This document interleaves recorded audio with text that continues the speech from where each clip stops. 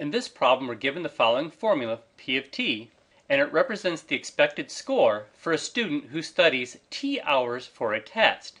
It's given that the value of k is 0.13 and that test scores must be integers. The first question is, if the student does not study, what score can you expect? So remember that the input, t, is the number of hours that the student studies. So if the student does not study, this means that the time the student spends studying would be 0 hours. So this question can be done by simply replacing the input variable t with the value 0.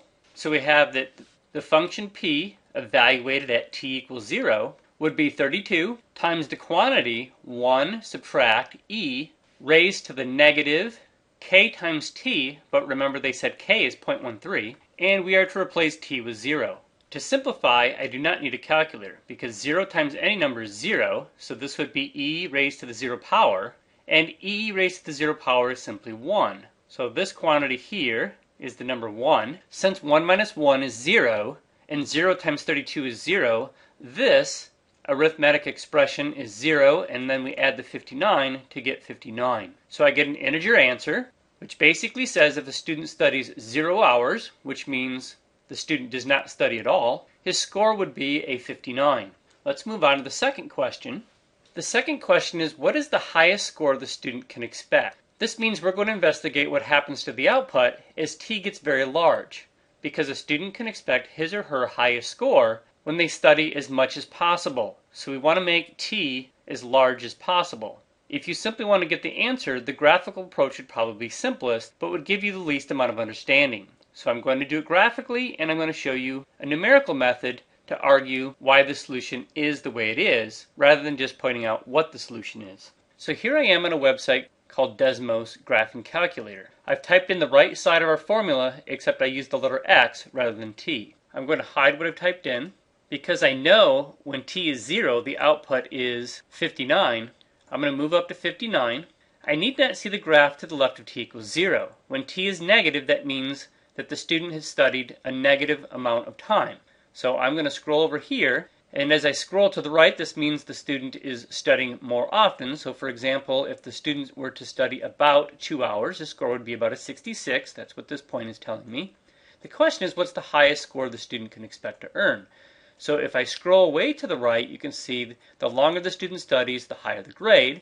I'm assuming the highest score possible is 100%, but perhaps this student does not have the ability to score that high. So according to this equation, looking at it graphically, it looks like there's a horizontal asymptote somewhere around 91. I'm getting 90.999, and if I was to scroll to the right far enough, I actually get the computer to round it to 91. So graphically, just tracing along, it seems like if the student were to study a really long time, this point says 129 hours, for example, the student would score a 91, but will never score higher than a 91. So this would be a way to get the answer, but it's an answer that required the least amount of understanding. So what I'd like to do is do a little bit of numerical analysis here. So here's the formula that we were asked to work with, and what I want to do is investigate what happens if I plug in a really large t value. So the idea is, what happens to p of t if t is large? What I want to do first is rewrite this using an exponent rule, where I rewrite e to the negative 0.13t as 1 divided by e to the positive 0.13t. Now I can explain what happens when t gets large. Even though t is being multiplied by 0.13, if I make t large enough, say a million or a billion, this is still going to be a very large number.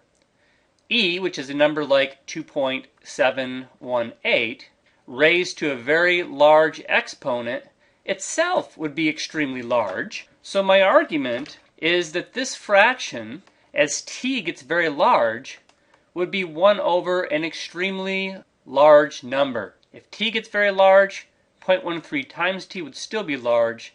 E to a very large number would be even larger yet.